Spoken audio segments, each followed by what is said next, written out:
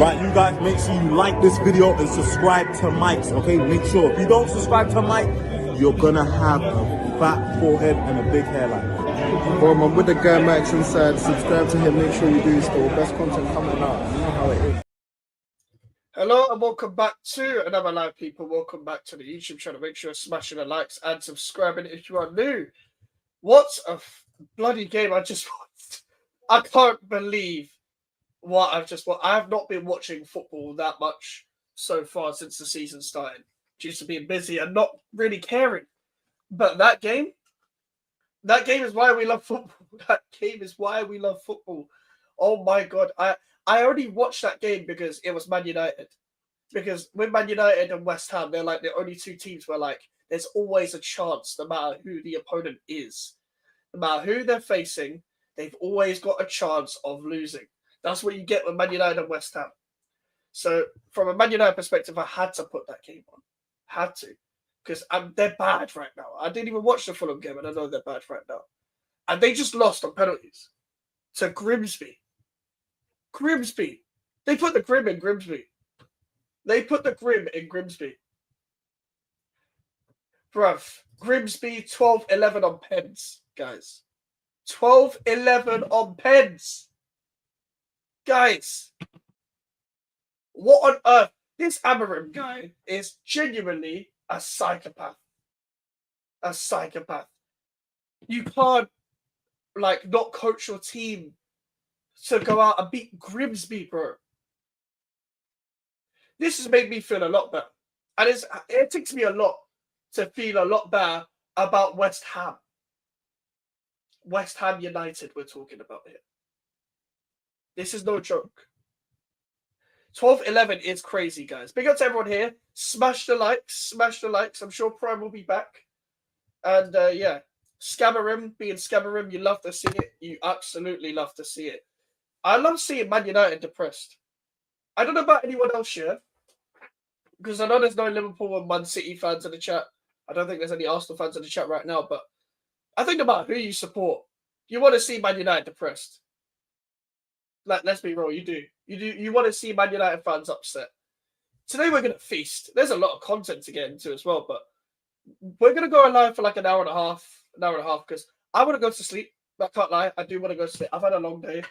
I want to go to sleep, but we're going to talk about this Man United game because I was going to talk about who's going to get sacked first out. Amarim and Potter. Garnacho to Chelsea. We might know who get there. Yeah, Mbeumo missed. Mbeumo missed. Brian Mbeumo. I like Mbeumo, yeah. Allow it, though. Allow it. That penalty was shit. That penalty was so bad. That penalty was terrible. You can't take a penalty like that. You can't. And when do we really see penalties go over the 11th mark? The 11th mark. Where everyone's taking their penalty already and you have to retake. No one is ever mentally prepared to take a second penalty. Big up top striker and Brad. This is not a thing. This is not a thing. Big up Darren every single time. But no. No. To be fair, I'm a better striker than whatever Man United have. I'll say that. Happened again. First to miss a pen wins. Well, there was only 3 misses in that, isn't it? There was only 3 misses. And one of them was a Grimsby pen. 2 of them were Man United. That's crazy, man. That's crazy. I thought once, what's it called? Once Grimsby lost that 2-0 lead, I thought it was over. I thought typical Manchester United getting away with it again. But this is what they do. They were genuinely terrible. Excuse me, in open play. They were genuinely terrible. It's always Maguire going to save them from a set piece in every cup competition they've been in. It's ridiculous. They were generally set up terribly. They had 5 defenders, 5 at the back, whatever you want to call it, on for way too long. Way too long. You can't have 5 defenders for that long. My mic is so far away from me, by the way. I've only just realised. That's my bad, people. That was ridiculous. That was ridiculous. Man couldn't beat Fishfinger FC. Fishfinger FC. Fuck, you know. Runs for Fishfinger FC. Big up to Deck. That was pure cinema. I feel like every time Man United play, it's cinema anyway. But guys, they haven't won a game yet. They haven't won a game yet, guys. They have not won a game. They did all this gas against Arsenal, by the way. All this gas, all this performing, all this. Look what we're trying to do. All this one game a week business. This is why I said I predicted them to finish 9th, and I thought I was being nice. I thought I was being nice. Apparently, touchline is going mad. So apparently, he's delaying his match reaction. It's not my problem. It's not my problem. Wait, touchline's going crazy. So, are you saying then that they shouldn't have sacked Ten Hag? Because that's apparently what we do now. When the current manager is failing, you can't. The next manager, the previous manager, shouldn't have been sacked. So I guess that's what you do. Happens at Man United. I don't know. I was gonna say the exact same thing, man. Ten Hag won a trophy. You won two. You won two. Wait. Touchline's live right now, by the way, guys. Touchline is live right now. Do you know what we're gonna do, guys? Do you know what we're gonna do? I don't care about his reaction in it. I'm just gonna put shouldn't have sacked Ten Hag. Alright. I do not give a fuck about his reaction to that comment, but we'll move. Lost to the crossbar, exactly. Lost to the crossbar. Brandon Buemo missing is crazy. Can we go on your stream? Next time I do an what's it called? Call-in show. Watch out for the titles. We'll do a call-in show one day. Then boom. But I can prepare it. Yeah, he's delayed his match reaction. That is crazy. Potter to United, Amorim to West Ham, Mikes. Hell no. That is what's the worst swap do? It's like Sanchez Mkhitaryan. That's the first one that came to my head. The way like both of them flopped. That'd be crazy. I hadn't seen that like that managerial wise. Well, I didn't personally see this one, but Kirbishley, Pardew, Charlton, West Ham. That's the last time I remember that some manager swap sort of thing happening on the timeline. Obviously, I wasn't there to see it, but you know what I mean. You've got a member link. You can join as a member, but the membership is quite costly right now. Only Charlie's a member. I'm gonna make a new membership though, where I can make it cheaper eventually. So before we get any members in, I'm gonna make a different one. Your mic reminded me of my wife when she says over the phone, "Oh, you want a toilet?" Yeah, that's my mic. My mic was behind my Mac. Dummy by some crab cakes. Big up though, Hyper. Big up though. I bet you Amorim is gone tonight, and if not, death after Burnley when they win. Oh, Scott Parker could win against Amorim though. He could. Even though I don't rate him, Scott Parker could win against Amorim because if Grimsby can, Burnley can. Why the fuck not? Josh Cullen is better than Bruno Fernandes. Fuck it, man. I don't care. Oh, listen. Josh Cullen and Leslie Ogochukwu, double pivot. 2-man step. Hey, long day. Long day. Bro, I even tweeted, right? I think it was 30 minutes in, 40 minutes in. I tweet because I saw group chats I'm in, timeline, everyone getting gassed, wanting to kill United. And that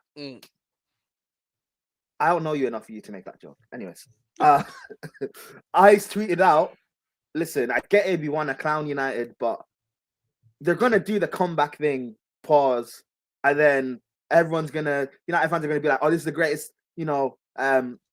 comeback pause in Carabao Cup history. Just like what they did against Lyon. Does anyone remember? Where they bottled it and now they won, and United fans wanted to be like, this is United. History of Old Trafford is what we do. Magic Nights, whatever. Listen, like, I don't know. Aaron's just not the guy. I don't know. Like, he, like, shout out, Yardman. Can you defend him now? I'm sorry. No. Shout out Yardman, yeah? Robbie, you not listening, Robbie? You not listening? Me want him out. You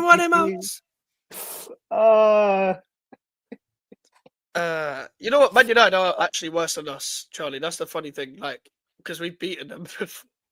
Potter beat Amorim last season. So they actually might be worse than us. That's the funny part. And we're so shit.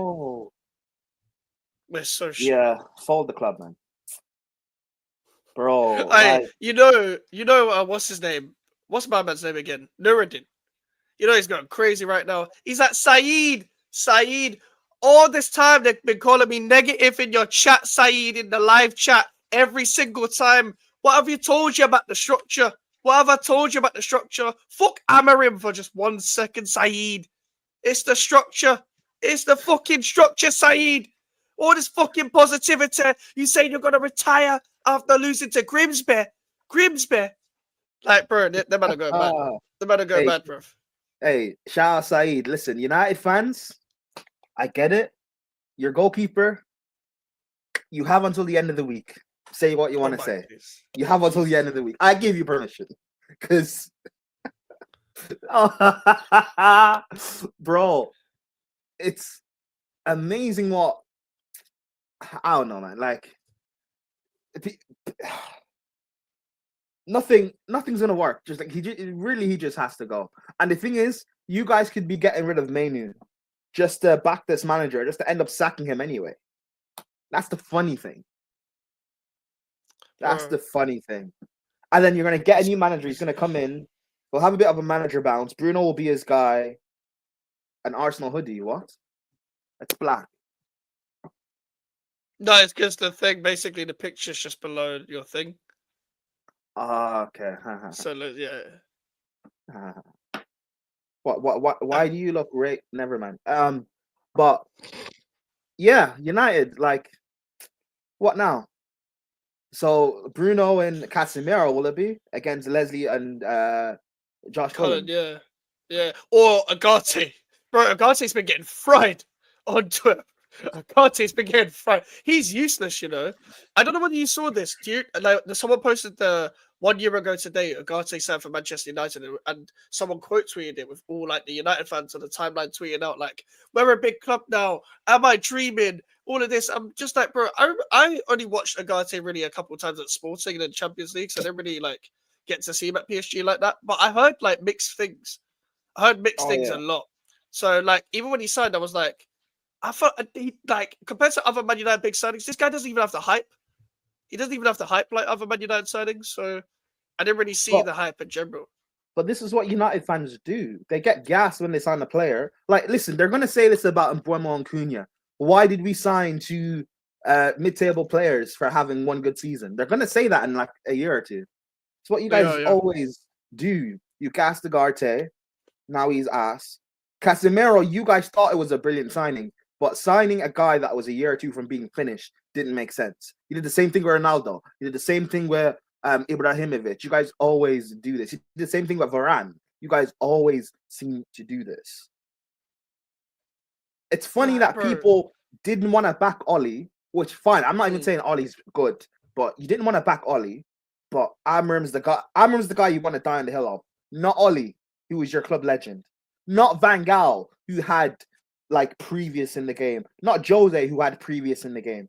Not what's his name, David Moyes, who at that time was before joining United was actually good and was proven in the league. Yeah. Not Ten Hag, who had a bit of a track record. You didn't want to back those guys, but this is the guy, United fans, you want to die on the hill of. What? Because he looks like Mourinho or something. Montclair Mourinho. But listen, Amorim is worse than AVB. If you're a Chelsea fan, you will remember Andres Villas-Boas. Way worse. Way worse than AVB. He's worse than AVB. He's way worse than AVB. At least AVB had an identity. At least AVB was trying something. It just wasn't good enough for the stature club he was at. That was it. It was just too naive. With Amorim, there's nothing there. There's nothing good about anything that Amorim is doing. Nothing. There's nothing good about it. I can't name you one thing that Amorim is good at. That Man United right now. And I'm trying to give Amorim a blow because of how bad Man United's squad is, and it still is bad. It's terrible. But it's not 16th. Individually, it's not. It's 16th.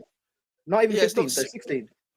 No, but I was saying like what they finished last season, I'm pretty sure it was 15th, 16th, something like that. Yeah, it's 15th last year, and they didn't win Europa, shout out true. We're 15th. You ain't winning Europa. Hey, Truth said it with his chest, man. It's funny. It's mad how, like, what is worse, losing the Grimsby on pens or allowing 17 plate Spurs to beat you in the Europa League final with a clean sheet? By the way, losing to Grimsby on pens. Losing to Grimsby on pens is worse. Yeah. It's Grimsby, bruv. But you allow Spurs to win a trophy on your head. Yeah, but you allow Grimsby to win a game. Like, they're in League 2 for a reason. Yeah, okay. Like, bro, like you could generally, like, even though Man United are terrible, individually, when you looked at like the individual draws in the game, like you could tell they're League 2. Like, their striker, what they're trying to do to get past Maguire, you can tell that's a League 2 striker. When you're seeing the physicality on the pitch, you can tell they're League 2 players.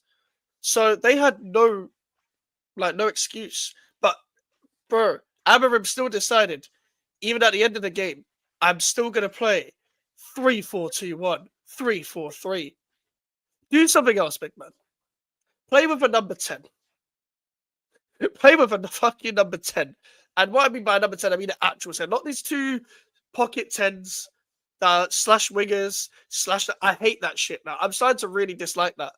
Because most of these players that play there, they're not good enough in the 10, and they're not good enough on the wing. Like, the formation doesn't really do that good when you're playing it like the way Amorim's playing it. Oh, the half space players. Yeah, the half space players. Man. Allow the half space shit. Allow it, man. I'm sorry, it's not good enough. That's not the problem I have. My problem is having two in midfield. I hate having two in mid. Like, playing a back three, playing wing backs, I actually don't have a problem with. I understand why teams do it. But playing a two in midfield, bro, like, it doesn't really work. It doesn't. Not unless you've got a guy like a Kante or a Caicedo that can just cover everything. Playing just a two in midfield with no, say, 10 ahead of them, or someone who can drop in and make it a 3 and pad out the midfield. It doesn't really work. I know Palace do it, but at least Eze and Sarr, they track back and then they'll tuck in and then they'll make it a 4. So, but like, I'm just having a flat 2, but Bruno goes forward. So then look, I said it with United fans. Baleba doesn't fix everything, because I had Caicedo with Poch.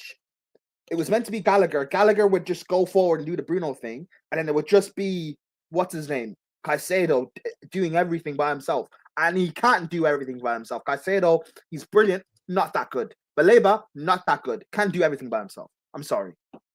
No, and also Baleba isn't that good anyway. We can't even be comparing him to Caicedo. I know Man United fans were. Like, but if you're even you make a great example there, because you had Caicedo and that was Poch. If they had Baleba trying to save him, fuck, they'd be nowhere. It wouldn't make a fucking difference. We had Declan Rice at West. We had Declan Rice at West Ham. We had Rice at West Ham, for fuck's sake. He couldn't do everything on his own. Yeah, but at least you guys were sitting in, and yes, the other midfielders with Rice weren't that good, but at least they weren't just doing bullshit. They're at least they're at least a body there. There's no body next to what's his name, Casemiro, who's old right now. Like Chelsea, we played 3-4-3 with Tuchel, but you have Kante, who covers basically 2 players. So Jorginho is good defensively, but doesn't have the legs. At least Jorginho has a brain. At least with Tuchel, we kept the ball and we could defend. United, like, what do you have? You don't have a goalkeeper. You don't have anything. Nope. Your best centre back is just about Maguire, because De Ligt is injury prone, and Euro, I rate him, but he's still young. You play Ahmad at wing back, but he's not Victor Moses. He's not really a wing back. Dallow's just not good. Dorgu, he's only good at running in behind. Yeah, he's and good at Ramon Cunha, I told people, listen, they are good players, but like, they still need some sort of system and platform. They can't just do everything by themselves. I'm sorry, they can't. Yeah. Sesko looked lost. Like, they didn't give him the ball, but he looked lost. He just looked lost at sea. Like, listen, he's only just got it. It's the first time English football, whatever. I don't rate him anyway. But at the same time, they just look. They don't have a plan for who they're buying. Again, another year in a row where they don't have a plan for who they're buying. They do this all the time. They do this all the time. They buy someone. They don't have a fucking plan for them.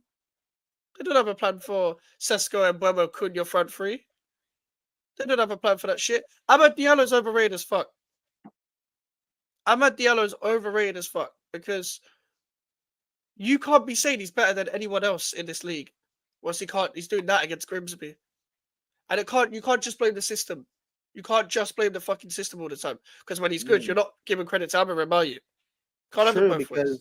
When it was Chelsea with Poch, everyone said Caicedo was not good, even though Caicedo was performing. So if we're going to be fair, and I actually rate Ahmad, I do actually think he's good. But you're dying there. He's a good player, but he's not a baller, is he? Yeah, but it's same thing with Rashford and Lingard. You guys were good players. You were good young players. But you know what? United fans love to compare Ahmad to like a Palmer or like a Saka. He's not better than Saka. No, not Saka. Name some like young player, like Wanyeri and all these young players, right? Even though Palmer actually is not even. But no, not even that. Do you know how old Diallo is? He's 25. Diallo's 25? Bro, the guy's paying bro, the guy's a big man. He should be paying taxes, bro. Taxes. He's not a kid.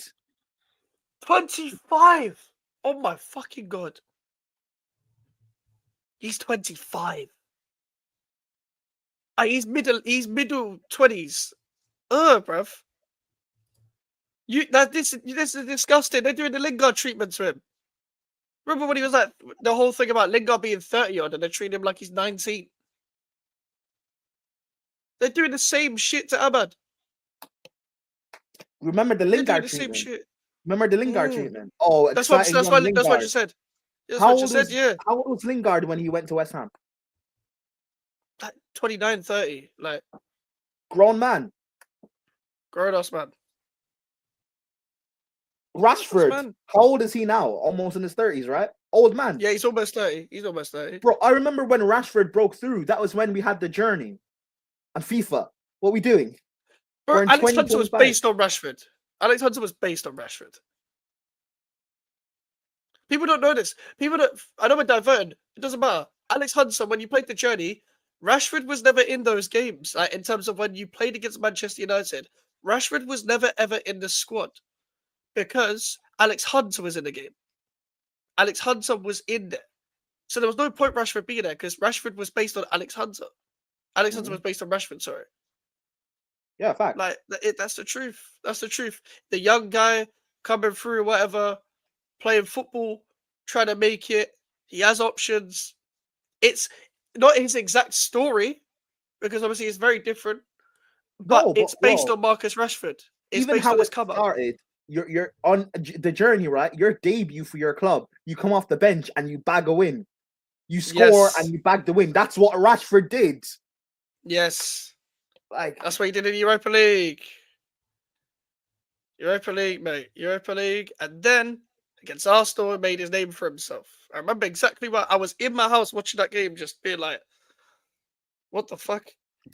And now where are we? You know what's so funny? It was bad with Van Gaal. At times, it was bad with Mourinho. It was bad with Oli. It was bad with all these managers. But at least Man United fans had some form of standard to where they wanted to be.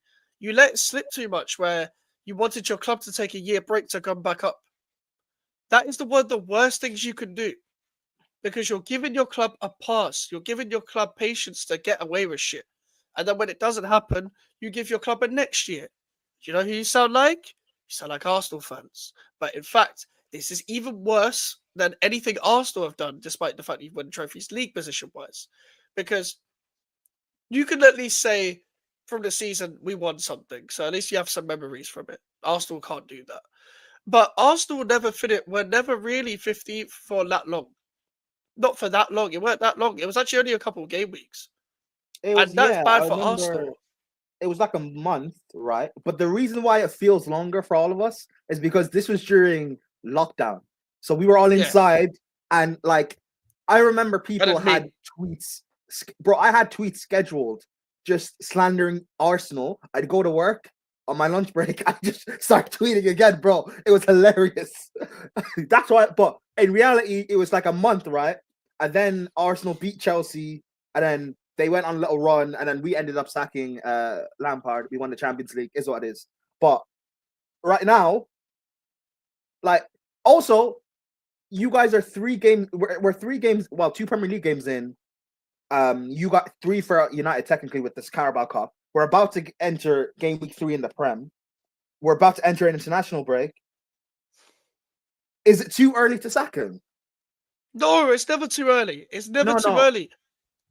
You're using logic. I'm just talking about the people who defend him. Is it too early to sack him? It's only 3 games in, guys. We have to. Arsenal were the best team in the league, second best team in the league. Fulham are a good side on their day. It's too early. Defend him. Defend him. No. Defend him. Nah, it's amazing, bro. When's the draw? I think it's meant to be like around now, or like in a few minutes or some shit. I'm not too sure.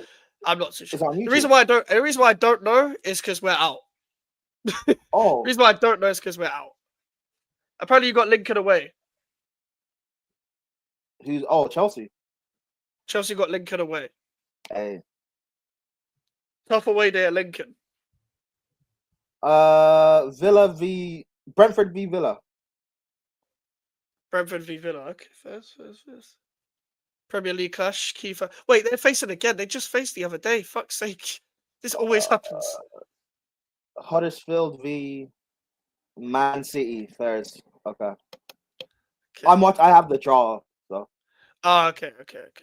Yeah. Prab's watched it. I'll just go through some comments. Yeah, big up to Elijah. Football is a beautiful sport, and that was one reason why. Where do you reckon Kobe Mainu goes? I think he's going to be trapped, unfortunately.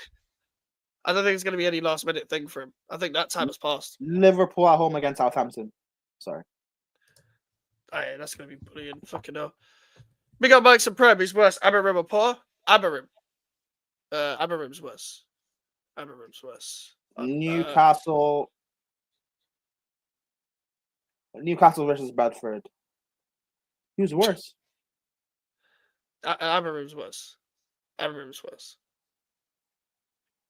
I'm saying this as somebody's power out right now. Amorim's worse. I think this is a better question. Who would, if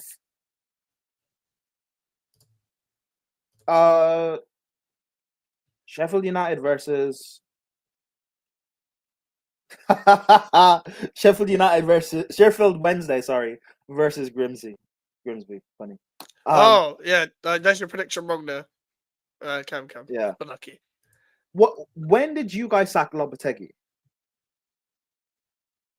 November. No. January. What am I on about? We should have sacked him November. Fucking hell. January. Oh, January. So like a month after United got Amorim, roughly. Yeah, around similar times. So if those 2 managers if you guys had appointed Amorim when you sacked Lopetegui, and United had appointed Potter when they sacked Ten Hag, who do you think would have done better up until this point? I genuinely think we'd be at the same point. Not even taking a piss. Both clubs would be at the same point. Yep. Both clubs would be at the same point. Yeah, because look at it. If you're looking at team selection wise, we'd have a midfield pivot right now of Alvarez and Ward-Prowse trying to pass in between the lines in a midfield 2, when they are the most genuinely spasticated pivot I've probably ever seen at West Ham. I've seen a lot of shit. And then you've got a centre-back 3 of the centre-backs that we have, and they're not doing well in the back 3. Wan-Bissaka at wing-back. Do you think he'd play Bowen at wing-back? No. He played front 3. So what do you think your team would be? What would be your team then? Yeah. Let's say, forget the new signings. Areola, Wan-Bissaka, Todibo, Mavropanos, Kilman. Or again, over Mavropanos. Either way, who cares? Emerson, probably. If we're not saying Diouf, because Emerson's still here. Alvarez and Ward-Prowse, Bowen, Fulkirk, Paquetá. He wouldn't play Kudus. Well, Kudus was always going to leave, so I'm not counting Kudus. Yeah, no. Okay, you're going from... Okay, so what about now with your new signing? Then Diouf instead of Emerson, and that's it. You don't think he'd play Hermanson? Oh, Hermanson, yeah, I forgot about him. Yeah, Hermanson. Yeah.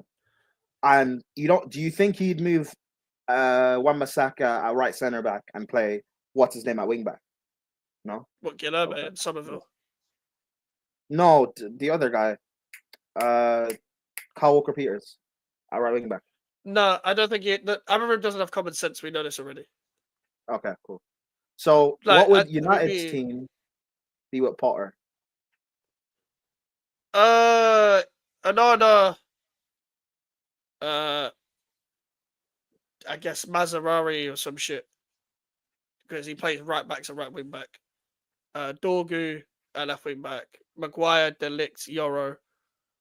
Agate and Kobe Mainu. And Bruno Fernandes. And then it'll be Mbeumo and Cunha up front. That's a Potter team. It's not meant to make sense. Because Cunha's the false nine and Mbeumo's the runner in behind. That's how we're using Paquetá and Bowen. That would not go down well. And that both of those teams would be shit. Who have Arsenal got, by the way? Yeah. Oh, fucking hell. I was literally just on the thing. Then I moved away.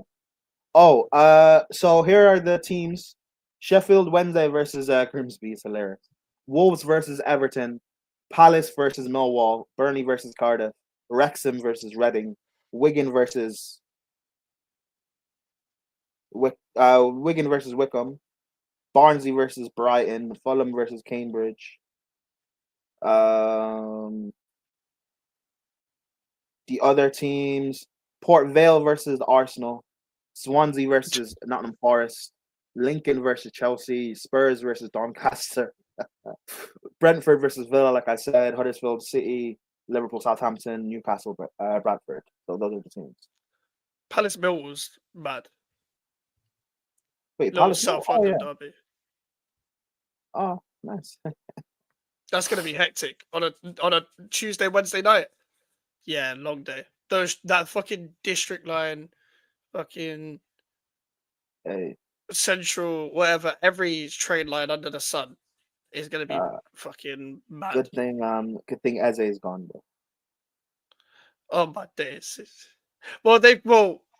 Palace have a lot of targets via Millwall fans, especially Romain Esse, who used to play for them. Literally, the whole team's target prep. The whole team's target. So it's a bit mad. But as I was saying, like about the Man United West Ham pick, that's why I said they're going to be in the exact same place. Them Potter Amorim lineups for Man United and West Ham. Nah, man. I'm not like that'll be the worst swap deal ever. That'll be the worst swap deal. So I think Potter has been slightly better than Amorim, but it's not saying much. It's like 0.2%. Like we're going if we're going off win percentage, Potter's at 26, Amorim is at 24. So it doesn't matter.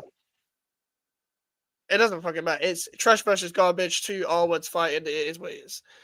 United deserve this. They sacked Jose for getting him second, and the fan said it's not enough. But at least there's some form of standard then. If they carried that on, it wouldn't have been a problem. But if you allow someone to go below second, and then be like, it's fine, it's the first season, then it's done. At least even with Mourinho and Pogba fighting, even with them two fighting, they were still better than this. And they were more of a circus then because it was Mourinho and Pogba.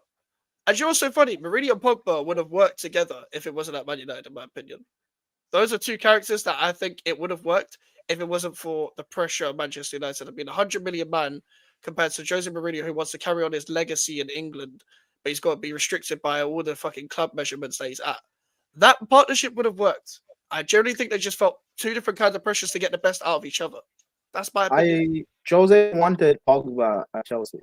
when 2015 after we won the league, Jose that summer wanted Pogba and John Stones.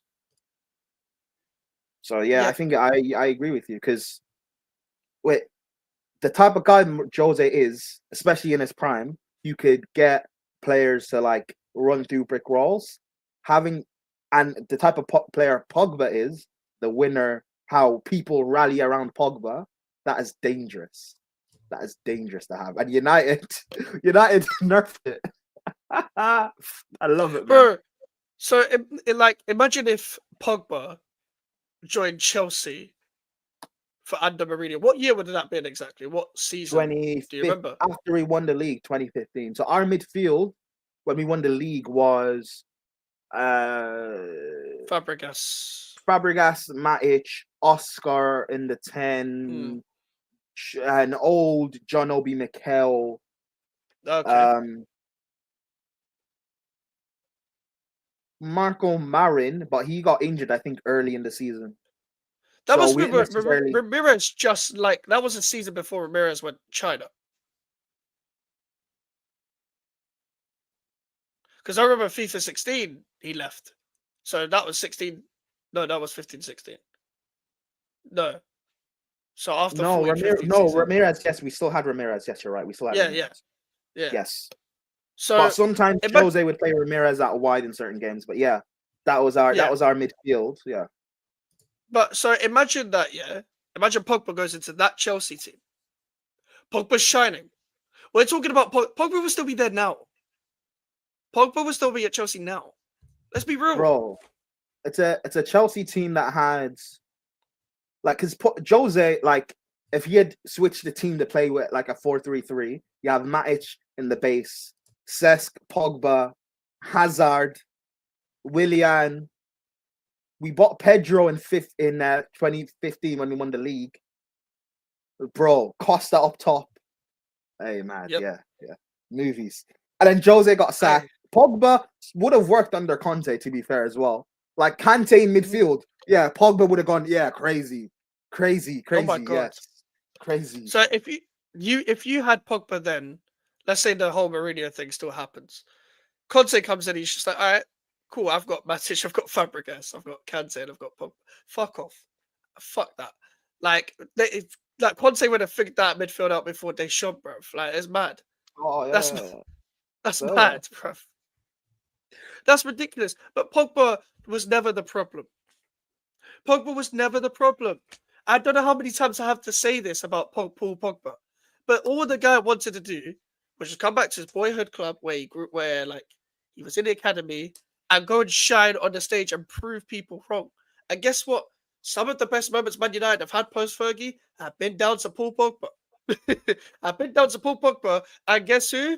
Jose Mourinho. So, despite the fact that they argued and they don't like each other now, they were still the best part of post Fergie Man United, funny enough, and they don't even like each other. That's what Mike had to play with how many midfielders? How many? Fred, McTominay, old man Matic, who was still, to be fair, I think it's probably been United's best DM post Fergie. But old man Matic, Schneiderlin. Yep, Schneiderlin was Schweinsteiger. Yeah, no, he just midfield. What did he? Yeah. We're gonna Schwein in the midfield. Fucking hell, man! Like spoken scripts. Yeah. Look, do you remember that freestyle? Innit? You remember that freestyle? We're gonna Schneider in the midfield. Get it? Schneider in the midfield. That was a freestyle. That was a bar. But yeah, that like, because John Stones and Pogba, or John Stones and Zuma pre his big injury was the way people talk about Saliba. Zuma was clear pre that injury. Zuma was clear of Saliba.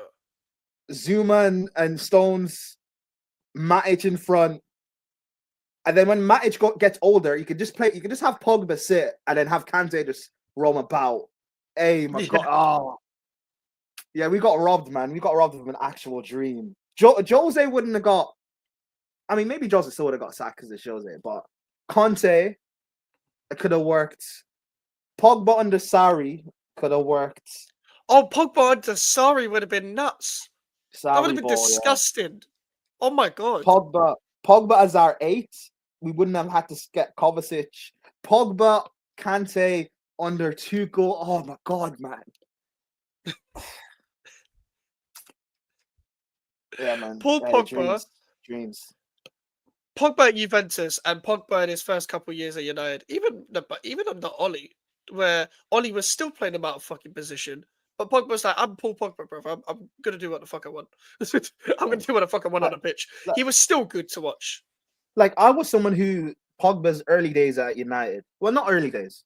Maybe after his second season, third season. I was someone who, for like a year or two, I was like real critical of him because I'm someone who thinks when you're someone of that level, when you're a world-class player and stuff, you should be doing a lot more.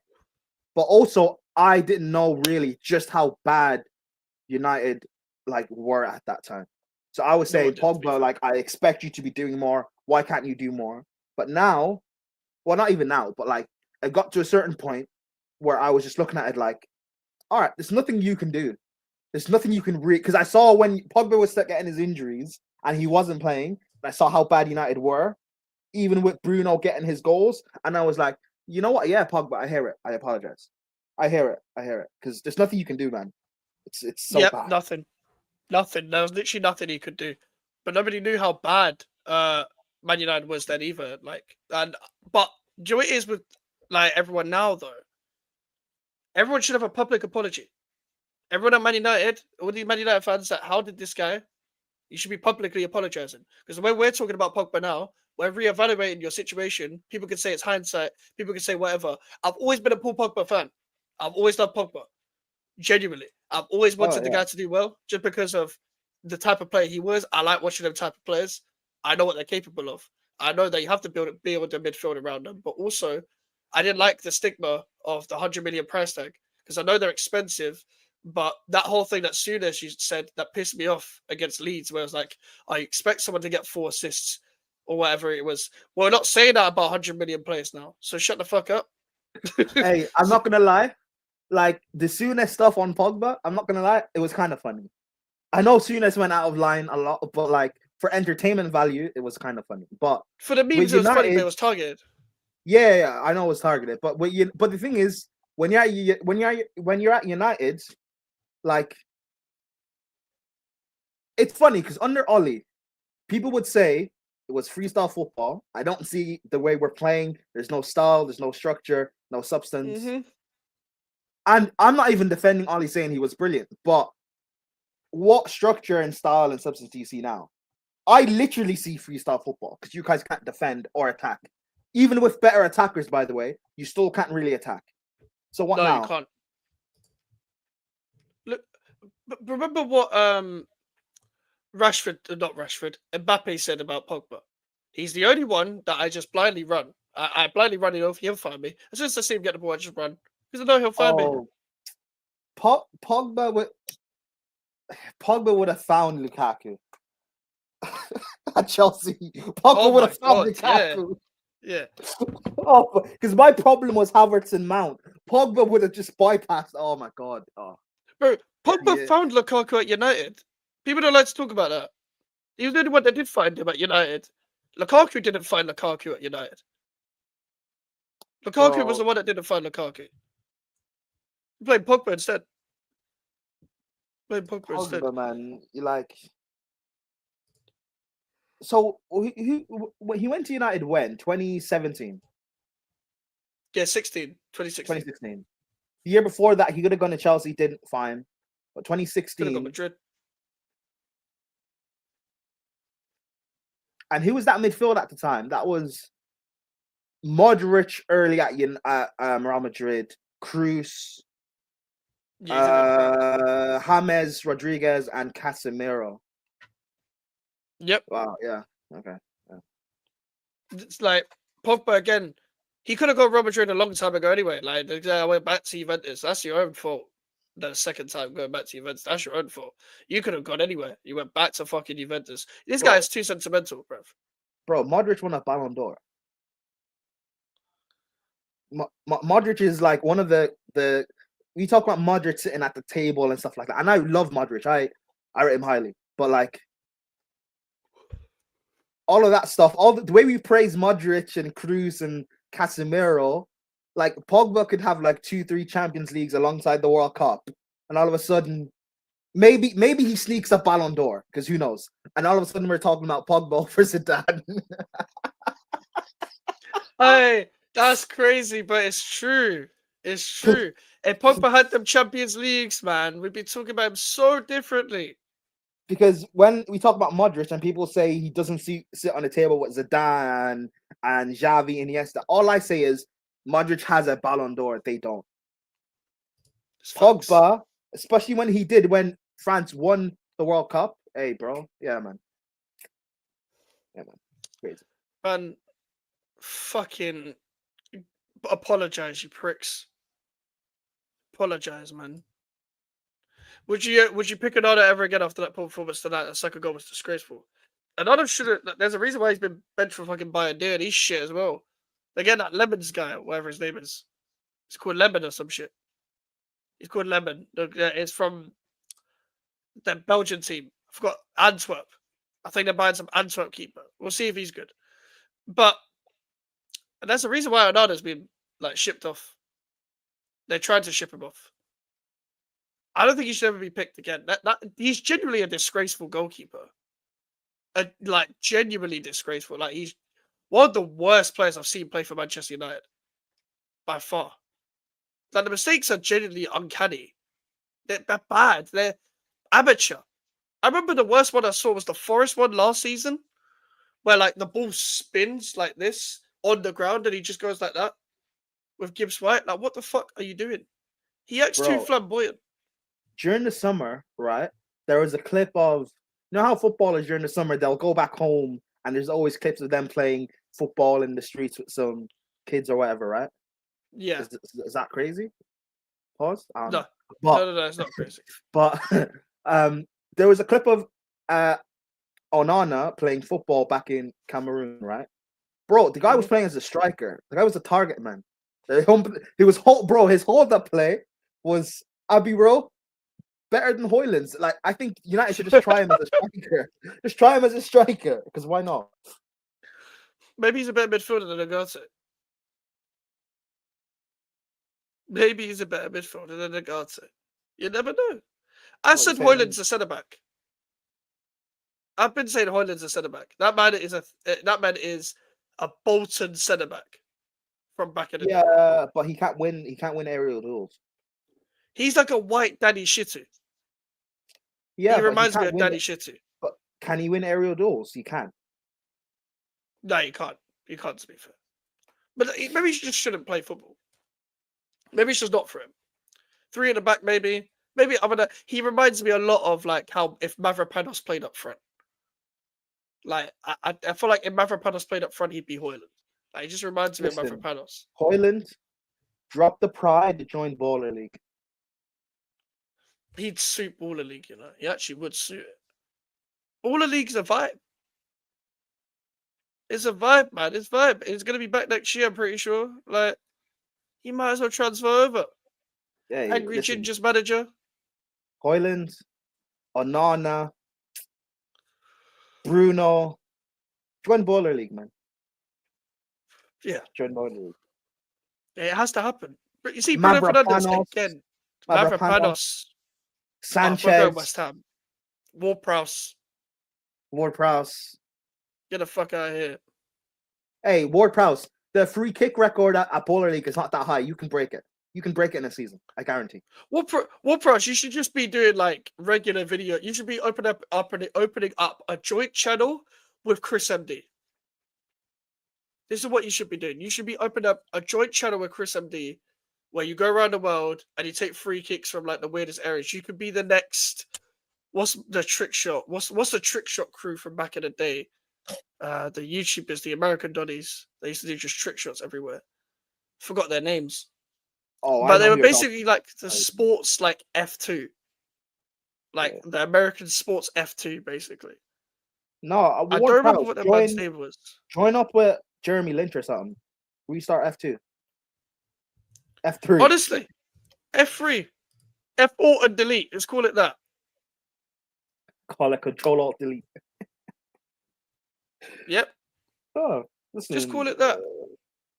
Yeah, man. Listen, Onana, go play striker at Baller League. Sanchez, go be the goalkeeper for that team at Baller League. Mavropanos, be the center back for that team at Baller League.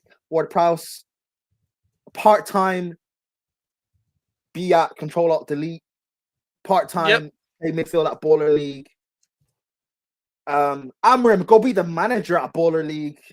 I'm building a team here, guys. I'm building a team. Oh, that's who they're called. Dude Perfect. You could Ward-Prowse and Chris MD could be the UK's Dude Perfect. For football, yeah. Yeah. Just do that.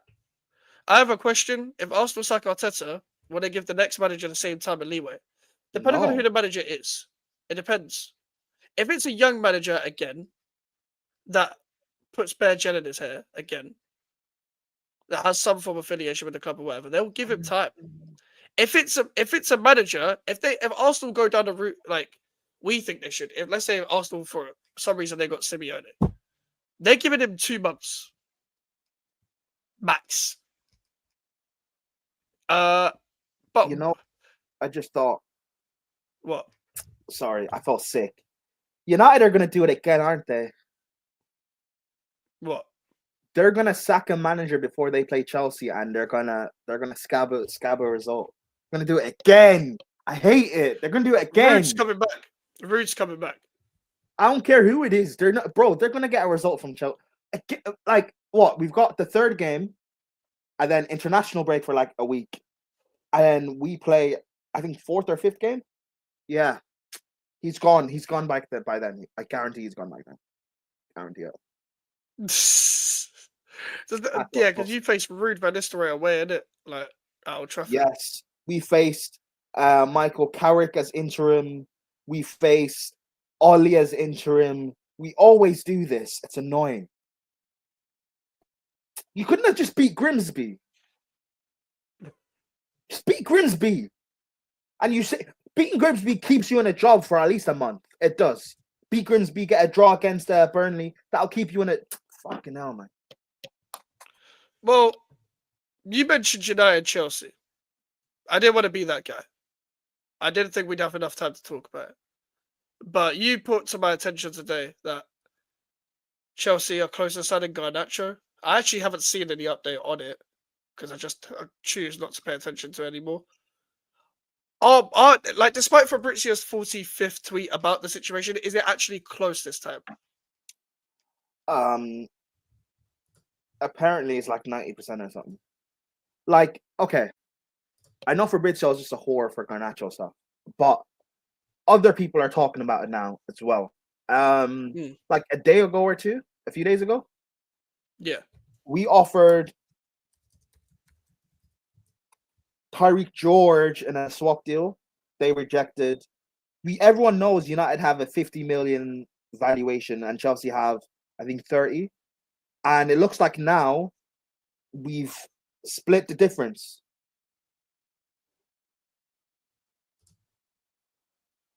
We've split the difference. I think it's going to be for what's being reported, I think it's going to be like 35-ish, something like that, 35-40, something like that. So we wanted 30, they wanted 50. It's going to be like half. I don't like it. I'm seeing Chelsea fans talk about, oh, we could flip it. 40 mil flip is like, or getting our money, whatever, double that's 80 mil. No one's buying him for 80 mil unless he actually balls out, which he won't. That's why I only wanted 25, because 25 is 50, even 30 is 60. And Arsenal would be stupid enough to pay for 60. Arsenal not stupid enough to pay for 80 mil for Garnacho. So where else does he go? The Italian clubs don't pay money. The Spanish clubs aren't that stupid. Like, we won't flip him for big money. It's probably going to be like, I don't know. It's just annoying, but whatever, man. Yeah, you might are going to ship him off quick. I don't know, but you'll find a way to sell him somehow. But it might not be for the money that obviously people were thinking, but you'll find a way to sell him, but you'll sell him quick. Like, I know that. I know. I'm not worried about him being here long term.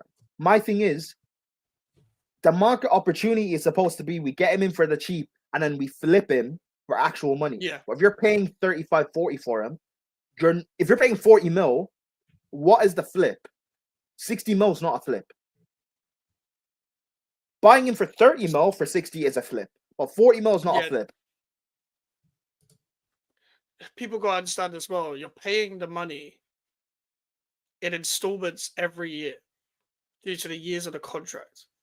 So why prices are negotiated. So that's why some people go for the 6-7 year contract thing. So they can pay 5 million a year instead of paying 15 million a year for the price tag. That's the truth. And with the Garnacho thing, let's say Chelsea want to sell him, they've still got to pay that off. So then get the money back. Somehow. Football goes in a cycle of money. And Chelsea will find the money. Chelsea will wipe their tears with $20 bills or whatever. That's what Todd Bowley does.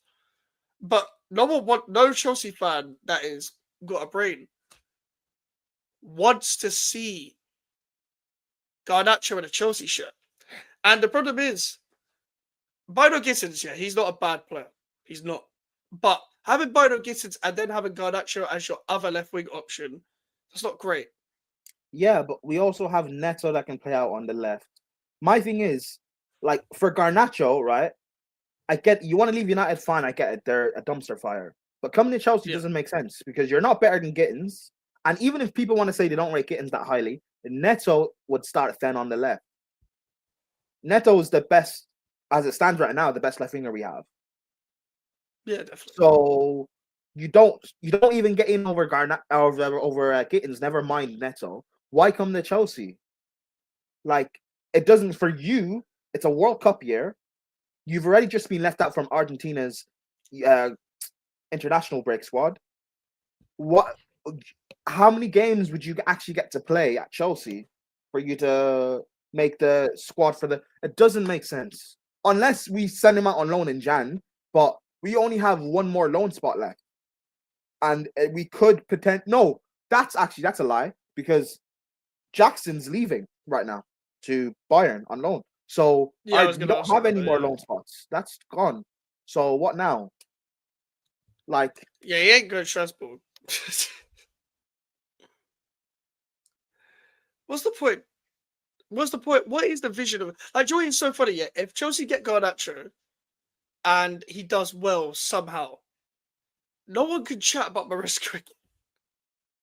Ever. You know how bad Garnacho is, guys.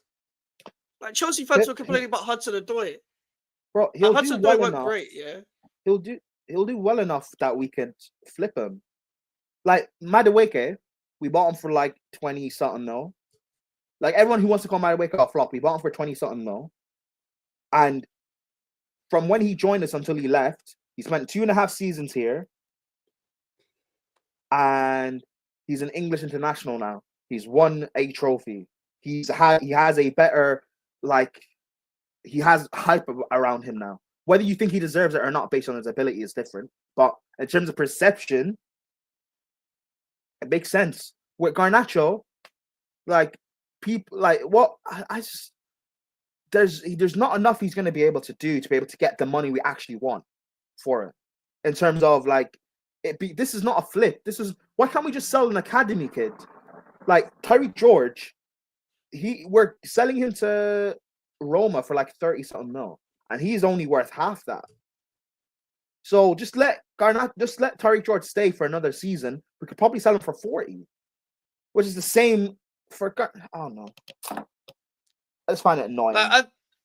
Even if Garnacho, like, for some reason, this is never going to happen. Let's say he does well, and you keep him, and you want to keep him. Like, for example, he becomes like a key player. He actually becomes like some form of factor where Chelsea will get somewhere, like, they'll win a cup, they'll be in a title charge because Garnacho contributed a lot. If Maresca pulls that off, you can never ever no, not you. I'm saying people can never ever talk about Maresca again because Chelsea have had Hudson-Odoi. Hudson-Odoi ain't great. He's an academy kid that got overhyped, but he is good at a mid-table team. Chelsea fans rate Hudson-Odoi. But that's the thing. The people that complained about Hudson-Odoi, you're going to want to literally hang yourself watching Garnacho. Like, Like at least Hudson-Odoi is somewhat all right 1v1 on a counter. Garnacho is battling the pitch, not the fullback. He's battling the pitch. Every time I watch Garnacho, head down, run down the line, and the ball falls over. That's Garnacho's game. He doesn't have any game. He's taken on himself 1v1. His feet are battling. The fullback isn't a factor. It's only if they show him the ball. Garnacho is terrible. So Maresca pulls this off. No one can say anything about him ever again. Ever. Because you can play about Jackson, Garnacho's worse. Play about Madueke, Garnacho's worse.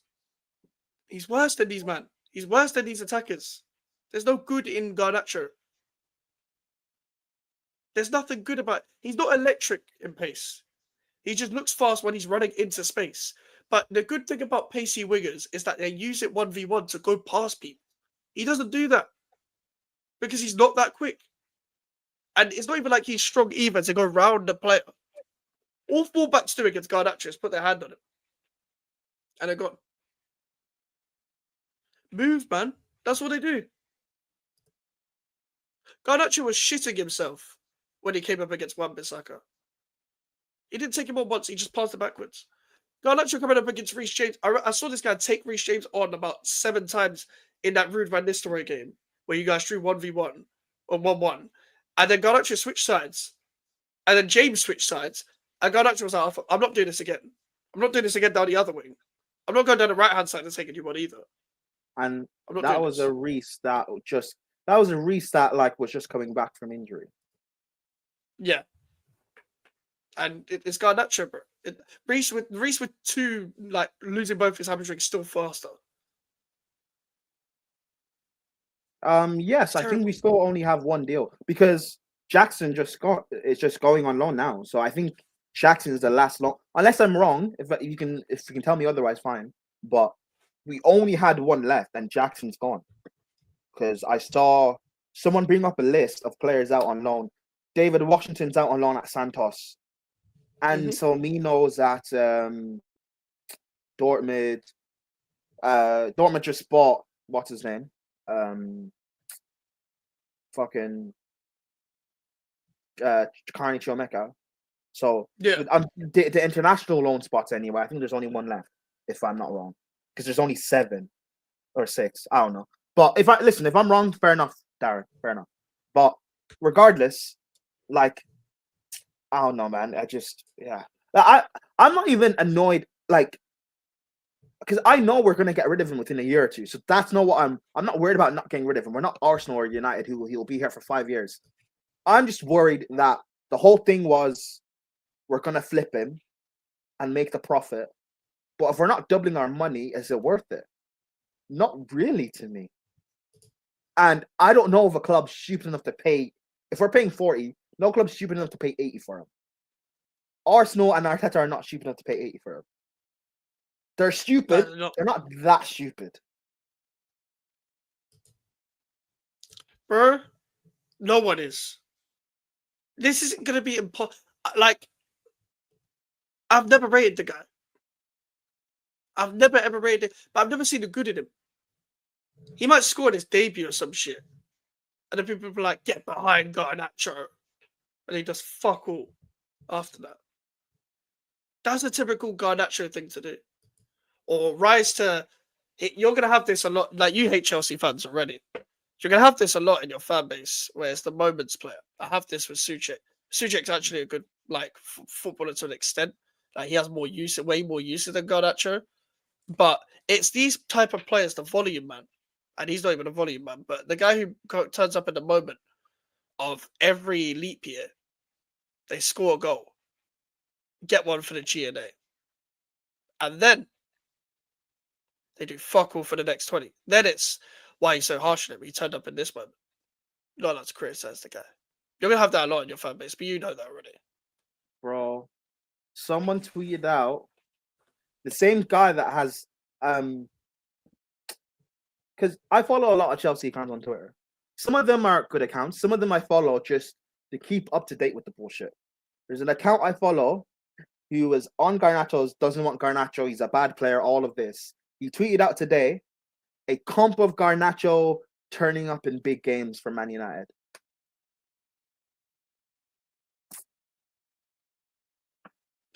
These comp, man. I hate the coping comps, but they don't want the signing. That's part of this with Callum Wilson. Garnacho, bruv. Come on, man. Big games. What big games? What, just the FA Cup final? Where he tapped it in the open goal. This is what we're doing. Unless he's given all the space. Garnacho is like a really bad Bundesliga player. Like he's Sesko, like wingers in the Bundesliga. What, Garnacho? He's that type of player. Yeah. He's the player that like attacks space in the Bundesliga, will turn up, but he won't reach the standard of even a Bundesliga player. He won't even reach the standard of how Werner was reaching in Leipzig. Don't even insult Sesko. I think Sesko's a Garnacho striker, so that's how I rate him. Yeah, bro, there's like Chelsea fans are gonna, you know what's annoying? Chelsea fans cry about our academy players not getting chances, even though Maresca is the only Chelsea manager that's given the most academy debuts. It used to be Lampard. People gassed out. No, it's Maresca. Maresca gave Walsh a debut. Maresca is playing the likes of Tyreek George, Pong, even though that Terrace Poch wanted to play Gilchrist, a failed centre back at right back. Maresca is actually playing our talented players. Chelsea fans crying that why did we get rid of Rio Gamoa? The guy wanted to leave because he didn't see a pathway. But you know what? As of last season, with our injury depth in the forward line, he would have gotten a chance. But no, he left. Tyreek George got a chance. You guys are not going to cry about us selling Tyreek George for Garnacho because that's what's happening, essentially. You guys love to rate the academy, but why are you not rating it now? We're getting rid of, and I don't rate Tyreek George, but I'd rather have him as depth than Garnacho. Why are you not crying about because he's not white? Is that what it is? Is it really the color thing now? Because if it was Gilchrist on the wing we're getting rid of for Garnacho, you guys would have a problem with it. You guys would have a problem with it. But because, you know, I get it. Tyreek George, he can go. But you know what's going to happen? A year's time, when Garnacho's failing to beat his man, and Tyreek George has probably scored a brace for Roma, you guys are going to cry and say, why did we get rid of Tyreek George for Garnacho? This is what you guys do. This is what you guys do. I don't know. It's so annoying. I'm like, again, I know we'll get rid of him. So my thing isn't us keeping him long term, but it still doesn't make sense because where are you like if we're paying 40, we're not getting 80. We'll probably get like 60 at a push or add-ons or something. So like, yeah. Where's the profit? Where's the profit from? What are we doing? Bro, there's no profit. You're burning profit. Just selling academy kids, bro. Like Tyreek George, we're getting 30 from. Keep Tyreek George for another year. I can guarantee we can sell him for 40 to 50. That's just what we do. Chelsea are the only institution in the 21st century that make a really good, sustainable, legal way of selling children. That's what you're good at. I don't get it. I think some people like you managed to sell like an Alfie Gilchrist, who's like Ben Johnson on light mode. Like you guys sell players. Oh, yeah, he is sold. I remember. Yeah, I was happy about that. Yeah, you celebrated on SummerSix. Yeah, I remember that. Yeah. But he is just Ben Johnson on light mode. That's all he is. And now we've signed the white Ben Johnson. What do you think would happen? Garnacho versus Ben Johnson?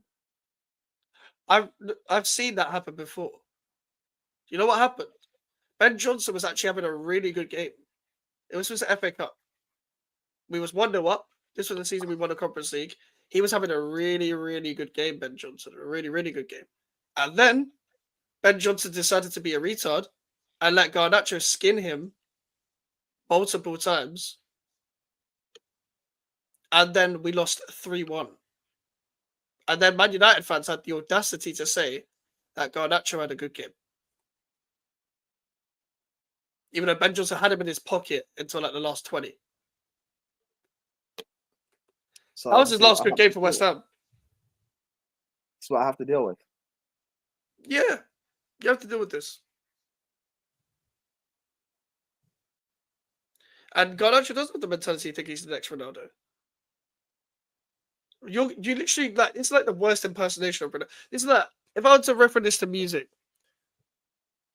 Lil Wayne is Lil Wayne. But in the 2010s, there was bare people that were the next Lil Wayne trying to copy Lil Wayne. But it all sounded like mongs, bro. It all sounded like weird auto-tune mongs. Garnacho is one of them. He's like the Lil Pump of footballers. That's what he is. Bro, He's the Garnacho's Playboy like... Carti, bro. We all know in this football YouTube space, the goats of it are like Don Robbie. Even though people don't like him, I will say Goldbridge still. You've got Gunner, you've got Rance. Bro, it's like people trying to be like Lee Gunner. Yeah. It's like people trying to copy, like, their whole facade is trying to sound like a Lee Gunner. Their whole voice is trying to sound like a Lee Gunner. They beg it, like, in his chat until they finally get a collab from him. That kind of people. That's what Garnacho is. They beg it in the chat until a certain Chelsea fan you collab with ignores him. But yeah, it's mad. Like, Yeah. Like, bro, hey, the only way I'll be happy with this is if he goes to Arsenal. I don't care on the price. If he goes to Arsenal, I'll be so happy now, bro. Like, that's the only hope I have. Because if you're not getting me double the price, then he's got to go Arsenal. I'm sorry now. It has to be Arsenal because, like, bro, we're gonna play like we play Lincoln. Garnacho's gonna play like against Lincoln, and he's gonna get pocketed and then score a worldie. And people would tell me he's had a good game. He should play over Gittins.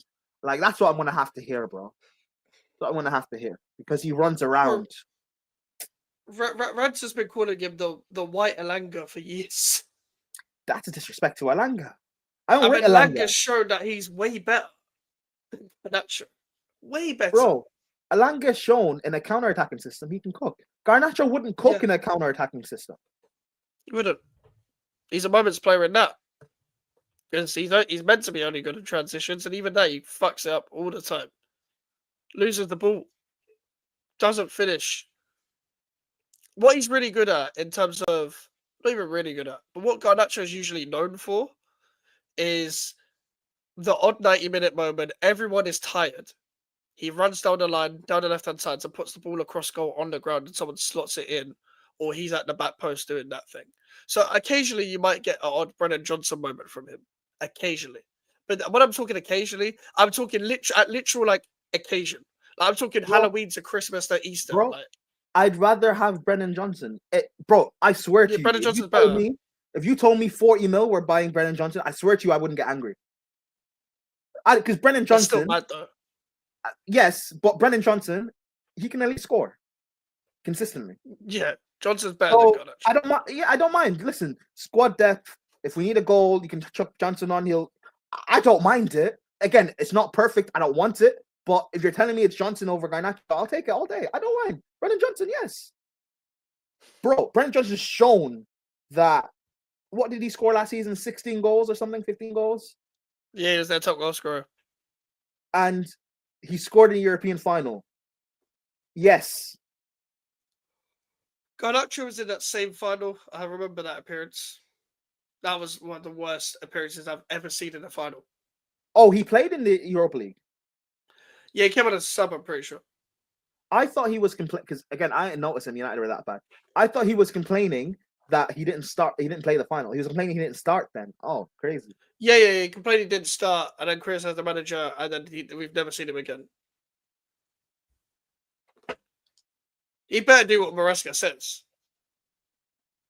Bro, and it's the ego as well. Brennan Johnson doesn't have an ego. He's happy to be there. He's happy to be at Spurs. What do you think he's going to be like at Chelsea? Like, Garnacho, you're a problem at United. You're gonna... Bro, Enzo, don't protect him. I know he's Argentinian. Don't protect him. Enzo, please, don't protect him. That's can you defend? I just Enzo, I just now like you, and I've just forgotten what you did last summer. Don't protect Garnacho, please don't. Don't protect Garnacho. You're gonna go mad with Sanchez and Garnacho in the same team. You know what? I'm gonna say this now. We're gonna concede a goal. Sanchez is gonna hoof the ball up to Garnacho. Garnacho's gonna lose it, and we're gonna concede off that. I'm saying this now because that is going to happen at least once this season. I guarantee. Sanchez will hoof the ball up. Garnacho will either get to it and fail to beat his man and lose it, or he'll just won't get it in general, losing the 50-50. We'll get countered on, we'll end up conceding, and that will either be the goal that draws the game for us, or we'll end up losing that way. And you know what people will tell me? People will blame Maresca's tactics. They won't blame the donkey goalkeeper and the donkey winger. They won't blame those two. They'll blame Maresca. Maresca wanted Garnacho, guys. He keeps playing Sanchez, guys. All right, man. Cool. Oh, fucking hell. Will Sanchez pass get to Garnacho? No, I will, because Sanchez at least kicks the ball long. It's just not accurate, but he does kick it long. That's the rants that Prime is gonna have when he sees Garnacho and Sanchez in the same starting 11. Oh my god! Like, I already know what you think of them as individuals. Fucking hell. It's not even the same 11, bro. Garnacho's gonna come on 15 minutes ago, 10 minutes ago. We're trying to chase a game. Sanchez hoofs it up. Garnacho fails to win it. We get countered on. Chalobah makes a mistake. We concede. Chelsea lose 2-1 to Sunderland or some shit. Maresca out. Okay, cool.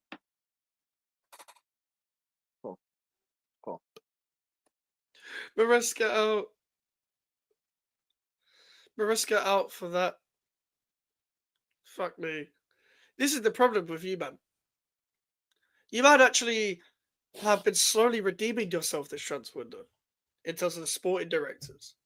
And Maresca's done a good job in coaching a squad with quite a few flaws still, despite what you've done, in my opinion. I've always maintained you might need a proper centre-back still, just because of the lack of reliability long-term, and whether it's the players being squad players at their level or the injuries that you guys have. But I've always a goalkeeper, striker, and centre-back. Cool. Then Chelsea could genuinely win the league. Because you might could make do with a shitty, spacey winger if you got a striker up front. Because they can turn up in moments, but you still got a striker. That is what it is. Like, Cole Palmer will cover that. A striker will cover that. But you might have fucking this up. I start off Palmer. Do you guys remember in... When was it?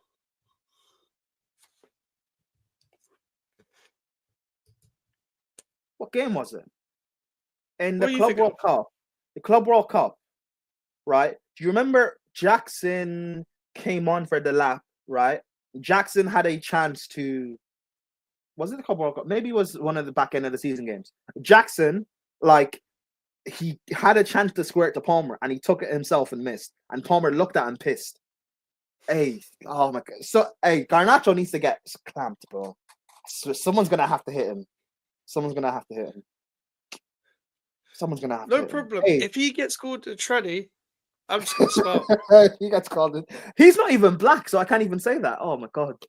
Yeah, it's a tranny. No. I'm not going to say that. No, fuck it. Hey. Listen, Garnacho, hey. Yeah, semi-final Fluminense. The moment you're talking about. Yes. Thank you, Darren. Thank you. Bro, I don't. Jackson, man. I'd rather have Jack.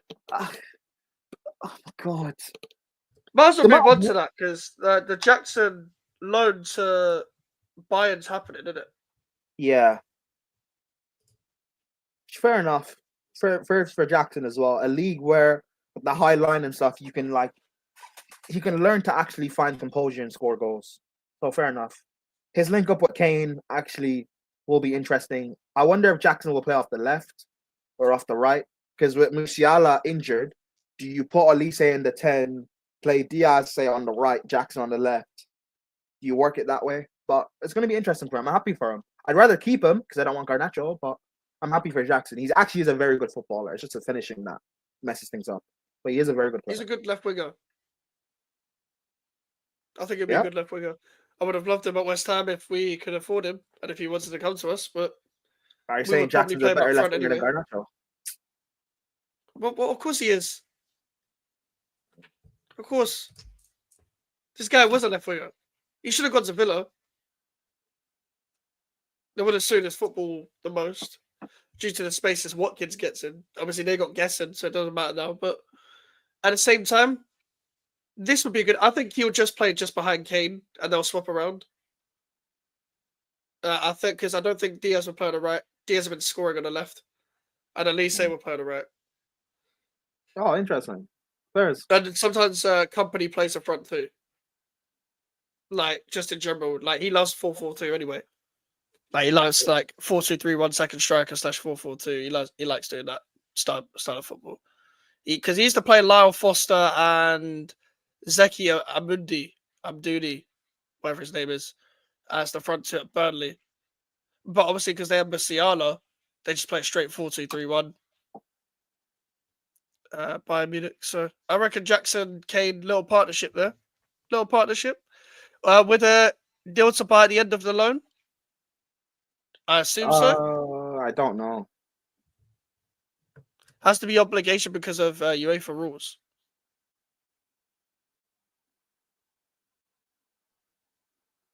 Yeah, Chelsea have a thing with UEFA, yeah, where the players that we had in our squad from last season for playing in Europe, we can't go past that number squad wise. So that's why it's like the Simmons deal, which we'll see now if that even happens. Like we can't say get rid of him until we get rid of another player. So now with this Jackson going because he was in our Conference League squad. Garnacho comes in, so that's a player for a player. If Nkunku doesn't leave, we can't get Simmons because he won't be able to be registered for Europe. Yeah, that's like as Melon said as well. 4-4-2, like that is company system anyway. Really, because the only reason why they play with a number 10 is because Musiala was fit, and at Burnley, he would play like a number 10 in the pockets or from the wings rather than just in a straight 4-2-3-1.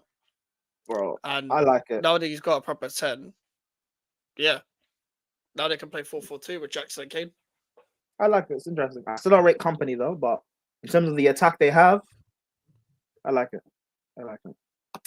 But hey, we've got Garnacho as our third choice left winger. So 2-4-4. You get what I mean, but I mean like not cool in possession, whatever. You know what I mean? Like on the thing, it's gonna say 4-4-2. We bought Derry from Palace. I know he's like 16 or something. Play him. Like Derry. Yeah, we bought someone from Derry, Palace. I don't. It sounds like Derry. We bought a guy from Palace. Hey, Mike's getting Twitter DMs. That's the fucking. You know what group chat that is? Carney, yeah, I heard that. Man. I'm joking.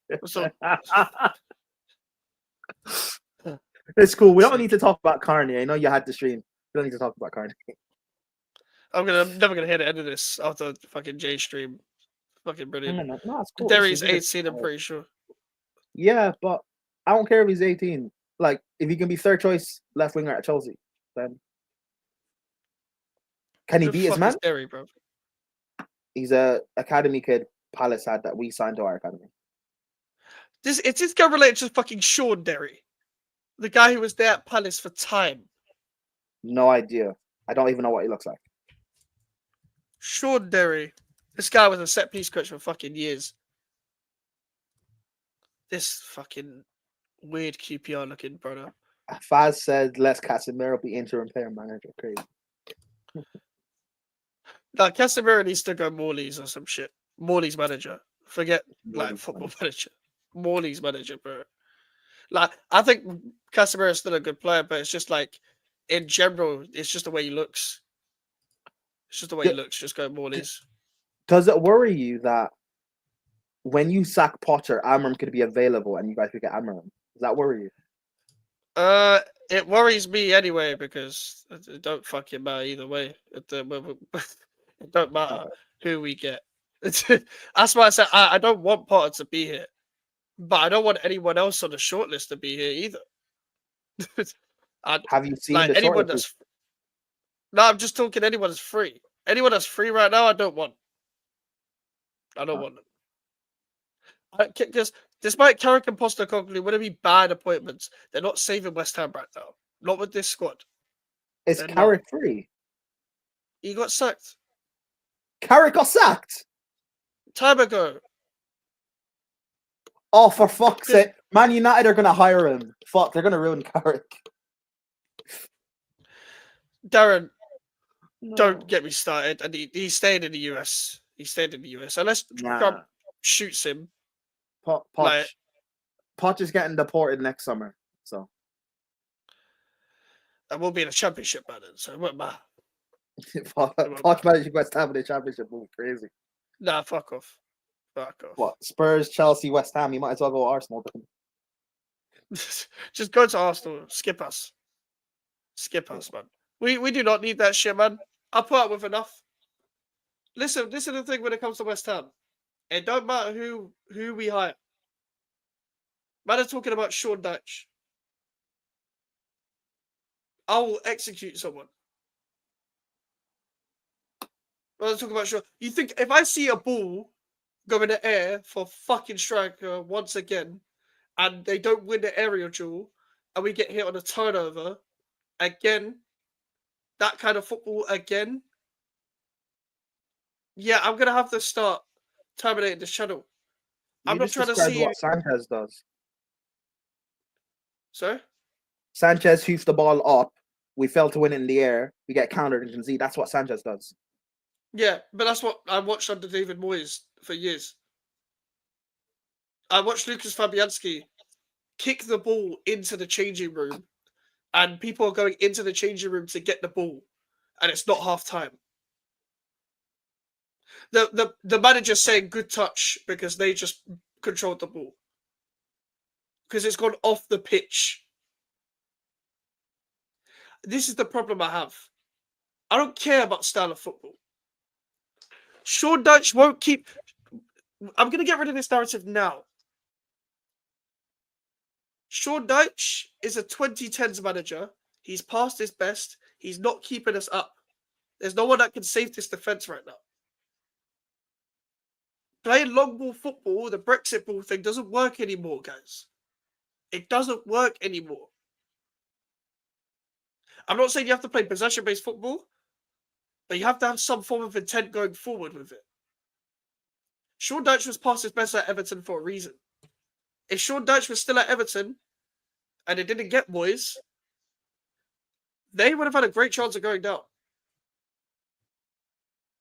They would have. Moyes didn't really switch up much, but he used the core a lot better. He's better for the rest of the season a lot better. He brought a new lease of life. He brought the sentimental value. He brought the feel-good factor. He brought the atmosphere. Dyche would genuinely kill off the stadium. Genuinely. If we hired Sean Dyche, oh my God, I would consider finding a way to rescind my fucking ticket. I'm not waiting until the end of the season. I'm not going to watch that shit. Postecoglou is not saving West Ham United. I don't think he'd even come to us. I don't know why he would. But he's not saving West Ham. He's not. Not with this defence. Who else is available on a free right now? Steve Cooper. Oh my God, if we got Steve Cooper, that would be worse than Sean Dyche. That would be so much worse. Steve Cooper would genuinely have a good chance of getting West Ham to Derby County levels. It's not like the players can hear much when the fans are half a mile away from the pitch. Yeah, brilliant. Thanks, Darren. I don't want to be in that stadium either. I don't want to be in that fucking stadium either.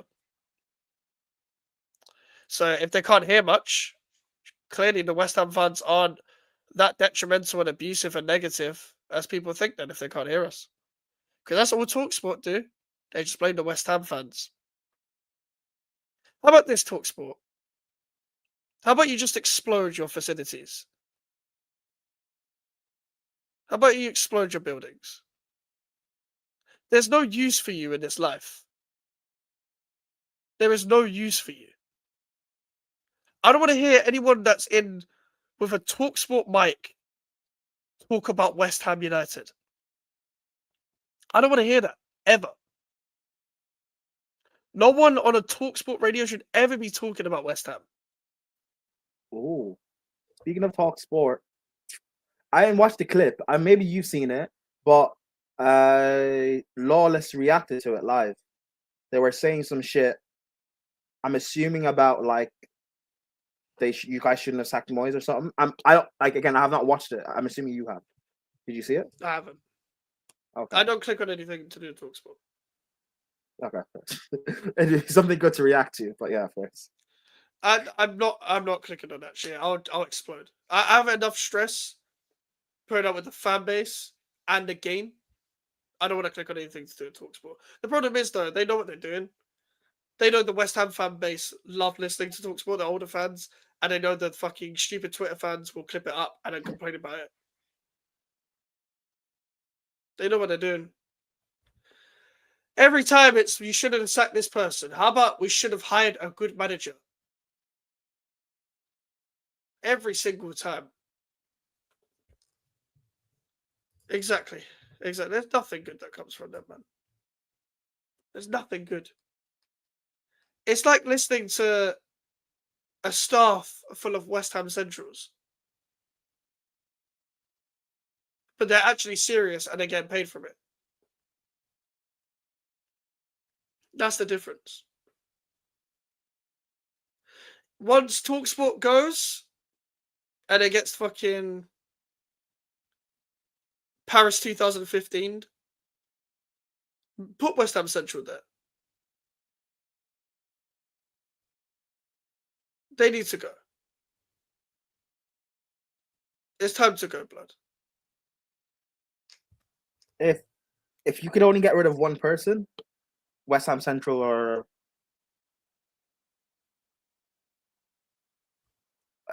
West Ham Central or your ownership, so Brady and Sullivan. In GTA, of course, guys, YouTube. No. I mean they're not associated with your club. That's what I mean. Oh, okay, yeah. Get rid of the ownership. Get rid of the ownership. West Ham Central, like, cool. At least I can. You can fuck him in real life. Well, he doesn't come out of his house. He doesn't come out of his house. But I can still make content about how fat and ginger he is. Meanwhile, if I have a new ownership, I could be happy doing it. The problem is, I know that nothing's ever going to change at West Ham anyway. Because even if this ownership goes, I do not trust this ownership to sell it to the right person. We're in an ongoing cycle. It's a vicious cycle. They won't sell it to the right person. I guarantee there'll be some shitty consortium that'll be West Ham associated. They'll be like, right behind this project, West Ham fans from day one, all of that, and then won't have any money. Give me some fucking Saudis, or give me some Americans that are similar to Bournemouth or Chelsea. Give me one of them. Get me some, like, because Bournemouth and Chelsea have the good American owners where they finesse everyone business-wise, and the Bournemouth ones actually are proactive in the fucking market.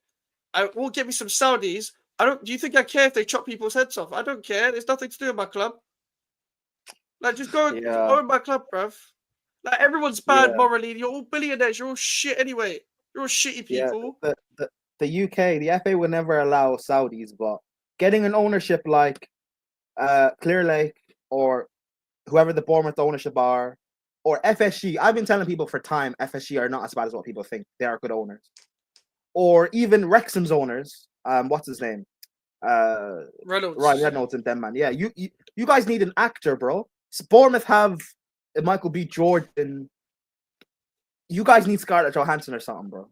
She looks better than Cambridge. Yeah, man. Big up ScarJo. ScarJo. Scarlett Johansson's doing this. All right. Oh, fuck's sake. Hey, ScarJo's saying, give him time, guys. Give her time, guys. Oh, my days. Hey, Michael B. Jordan does not know a single Bournemouth player. That man did not know shit. Another Blue Coat club. You up for it, Mikes? I don't even think that can happen. But no is the answer. No. And give me someone like your owners. I don't want your owners because they own you. But hey, oh yeah, Blue Coat, yeah, you're part of our. I don't want to be associated with you. We can send you the our kids to develop, like a Paez, a Derry, and them, man. You guys need a striker, Shimaweka. We can send you him. Well done, yeah. Who the fuck? You guys who? Shibia, swalala. Like, what the fuck? Who the fuck did you just say? Shimaweka. He's like 18, or no, he's 16. But he's like, you remember Lukaku at West Brom? Big guy, red. He looks like Lukaku. So he's just like the Stormzy version of Lukaku, basically. He's like, and he bangs goals in the academy. So, like, hey, you guys need a striker. I'm just saying. Don't do that to Shim. As if I'm meant to know who Shim is. Man said Shim. Man said Shibia. Shibia. I don't know who that is, bro. Mike, you started a slander name for him already. I hear it. To be fair to him, he started in the Conference League against, I don't remember who. It was one of our knockout games. He started, and Chelsea fans tried to get onto him and saying he was poor. I don't think he was bad. He just didn't get service. That was during the period at Chelsea when we were not really doing anything. Remember, from like December to like February, March. It was during that period, and Shimaweka played up top because we were already winning in the first leg. And Chelsea fans tried to get onto him, and I was like, guys, leave him alone. Relax. Like, it wasn't that deep. And I'm someone who doesn't care about the academy kids, and I was defending him. So, bro, we don't even need someone like that. Go and play Josh Ajala and Callum fucking Marshall, for the love of God. Why did we get Callum Wilson? You guys could have had, if you guys were part of our feeder model, you guys could have had Mark Yu. You guys. I don't want to be a feeder club. I don't want to be a fucking feeder club to know. If the day we're a feeder club is a day we should like genuinely be extinct. Like, why? Big man thing. Strasbourg are in Europe, man. Brother, I'm not being associated with fucking Chelsea, bruv. I'm not being friendly with you, man. Give me someone that's like your owners. I don't want your owners. Give me someone that is like your owners, like a different person. Like, there's no one that's associated. And I said you should have the Bournemouth. I said you should have someone like the Bournemouth owners. Get Scarlett Johansson. Yeah.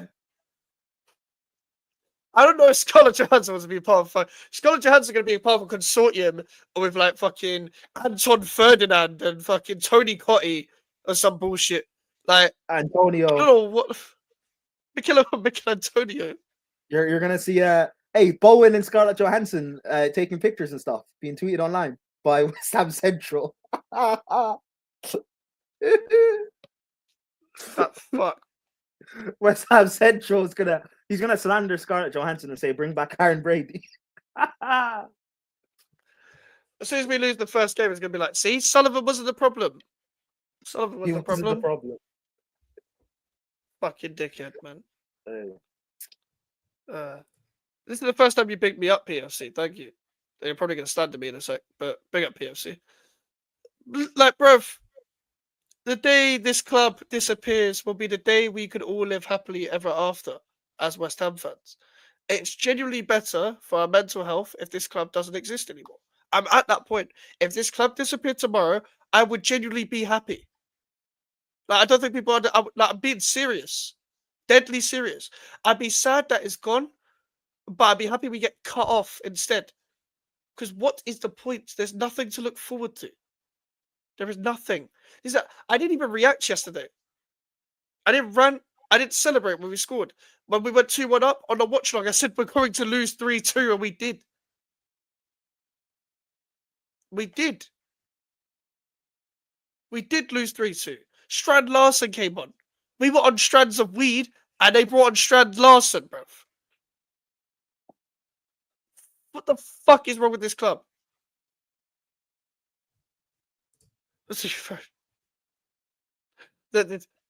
You was in Jay's chat earlier, right? Or was he? Did you see the stream of me and Jay earlier?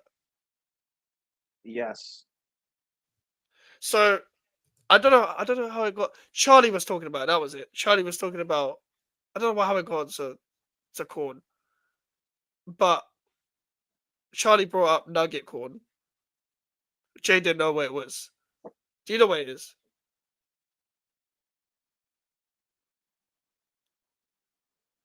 Okay. So it's two people with no arms and no legs having sex.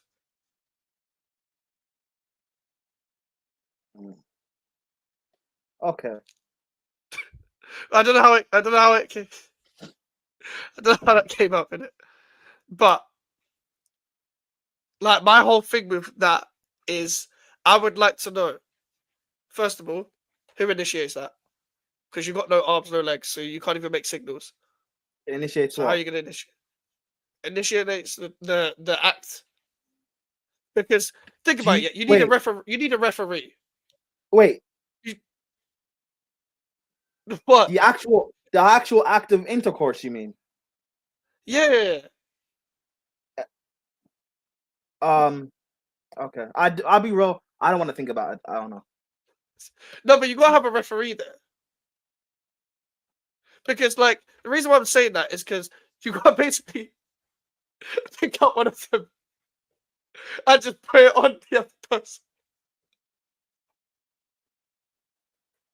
Because you can't control your movement. You're just with your ass. Yeah, but you can still move your body. No, but to an extent though, like you're both like that. You can't like tip yourself over like it's like dominoes having sex. So... Fuck it. All right, I've got to deal with something. 5 minutes. Could have ended there. But if you're in Blue Car, you'd be friends with bigger clubs. Like, oh, shut up. It was Nugget Corn and Gills. Yes, Jay loves it. Jay loves that shit. I cannot believe Newcastle are taking him from dodging a 70 mil bid for Larsen. Yeah, I think he's a good player. Just not fucking hell. They must be desperate to get rid of Isak. Yeah, who did exactly? How the hell do you thrust? How the hell do you thrust by doing this? Mental to me. How do you get on top of each? Exactly. That's what I'm wondering. I'm asking the important questions. I like to think so anyway. I like to think I'm asking the important questions. That's just me, though. That's just me. 5 minutes to talk about Nugget Corn. But yeah, listen, here's where it is. They just let it. That's disgusting. That's disgusting, bruv. That's disgusting. But that's the thing. How do you like change positions either? How would you change positions? You can't transitioning from here to the front to here from the back. Well, you got a waddle, and she waddled away. That must take it too long. You see, if I got no limbs, you can't even. Oh shit, you can't even bash. You can't even bash with no limbs. I just realized. So what do you do? Because that I can't like. I think I'd be too lazy. If I was a nugget, I'd be too lazy to be doing that shit. PFC, you're moving mad, bro. It's not the worm, you know. Alright, so their move is just a worm. Oh my god. Oh my fucking god.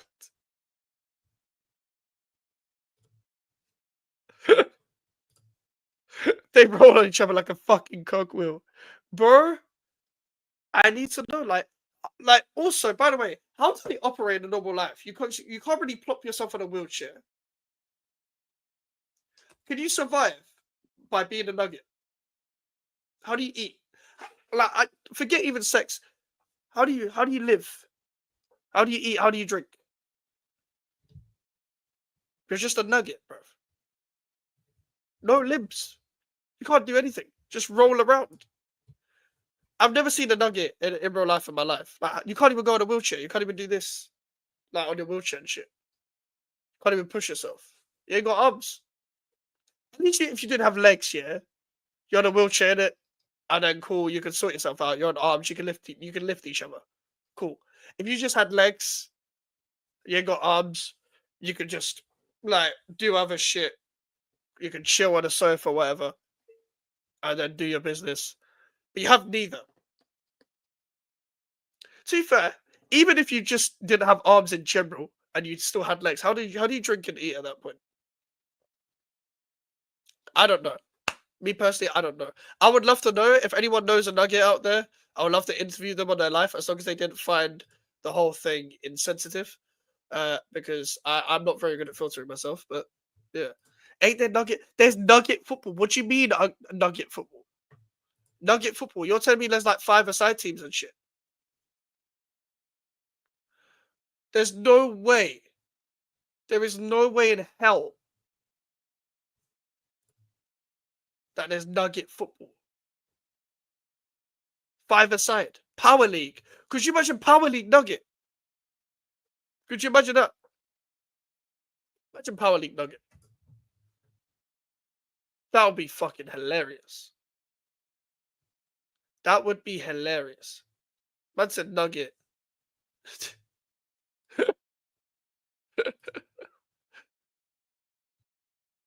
Man said nugget fucking football, bruv.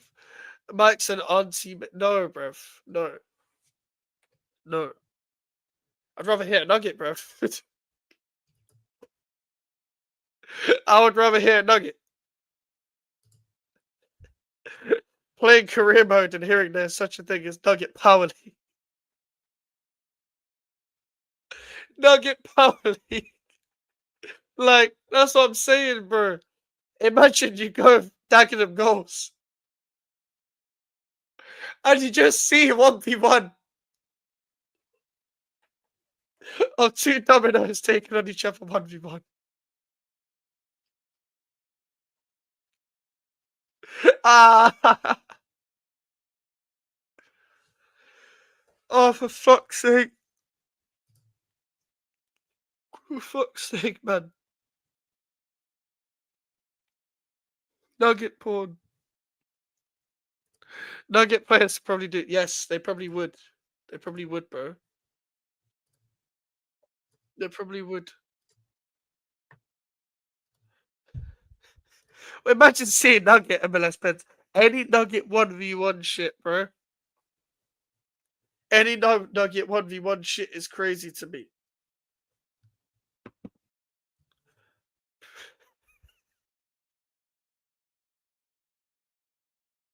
Any Nugget 1v1 shit is crazy to me. Listen, I'm going to end it there, innit? Subscribe to Prime, Sarcasm City TV clips and that. We're going to raid Elijah, yeah? Go and say Mike's raid. He's on Never a Foul at the moment, but he'll be live soon. Just put Mike's raid in the chat. Tell you know he's on. And yeah, we'll be back tomorrow. Take care and peace.